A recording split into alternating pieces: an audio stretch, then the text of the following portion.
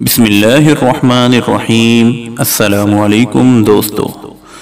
عبد الرحمن نامی شخص کسی بادشاہ کا مقرب اور وفادار تھا۔ اس وجہ سے بادشاہ اس کی بہت عزت کرتا تھا۔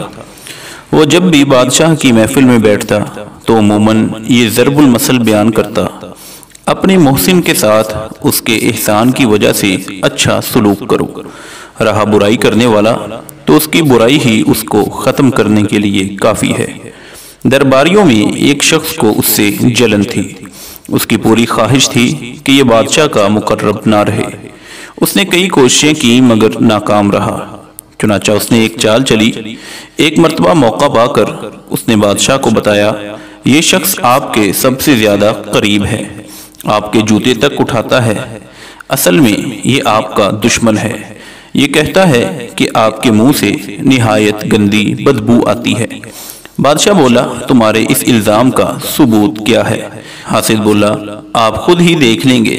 وہ فوراً اپنے منہ پر ہاتھ رکھ لے گا تاکہ آپ کی بدبو نہ سونگھ سکے۔ بادشاہ نے کہا: جاؤ، ہم خود اس کی تصدیق کر لیں گے۔ وہ حاسد بادشاہ کی مجلس سے نکل کر سیدھا اس آدمی کے پاس گیا اور اسے کھانے کی دعوت دی۔ اس شخص کو حاسد کی چال کا کوئی علم نہ تھا، وہ تو اسے دوست ہی سمجھتا تھا۔ حاسد نے اسے کھانا کھلایا جس میں لہسن بھی شامل تھا۔ کھانے کے بعد وہ بادشاہ کے دربار میں جا پہنچا۔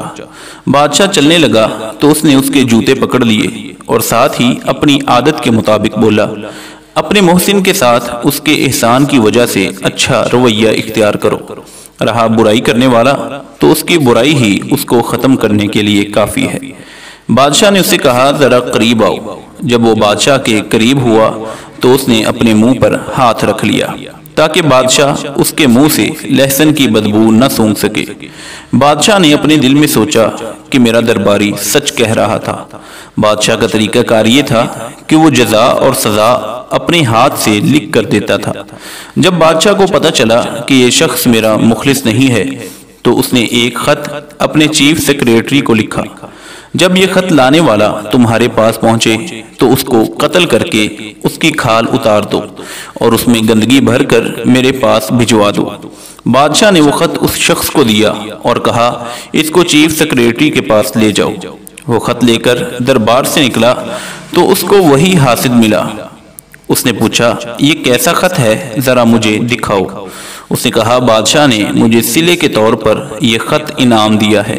حاسد نے کہا: یہ خط مجھے دے دو۔ اس مقرب نے کہا: یہ خط تمہارا ہوا۔ حاسد نے خط لیا اور خوشی خوشی چیف سیکریٹری کے پاس جا پہنچا۔ چیف نے خط کھولا تو کہنے لگا: اس میں لکھا ہے کہ تمہیں ذبح کر کے تمہاری کھال اتار کر تمہیں بادشاہ کے پاس بھیج دیا جائے۔ حاسد بولا: نہیں، یہ خط میرا نہیں بلکہ عبد الرحمن کا ہے جو کہ غلطی سے میں نے لے لیا ہے۔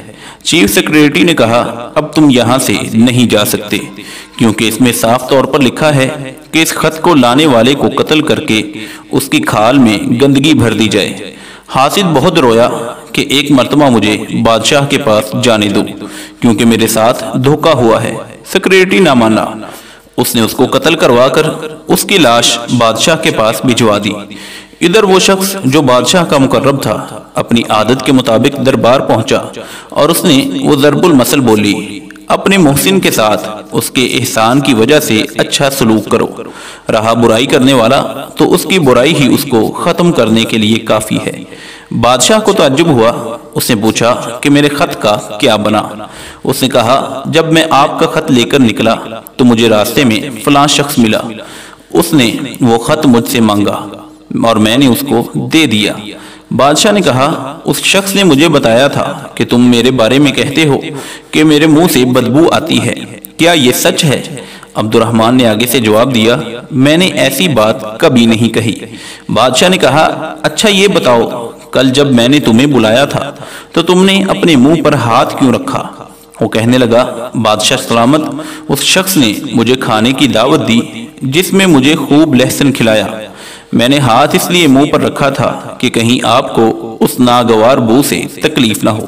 بادشاہ کہنے لگا: تم سچ اور درست کہتے ہو، اپنی ڈیوٹی پر واپس جاؤ۔ تمہارا قول درست ہے کہ برائی کرنے والا خود ہی اپنی کرتوت کا مزہ چکھ لیتا ہے۔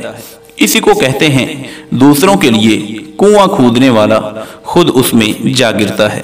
تو دوستو، ایسے ہی دلچسپ اور سبق آموز واقعات حاصل کرنے کے لیے ہمارے YouTube channel AR story time کو ضرور سبسکرائب کر لیں۔ اللہ حافظ ہونے کے بعد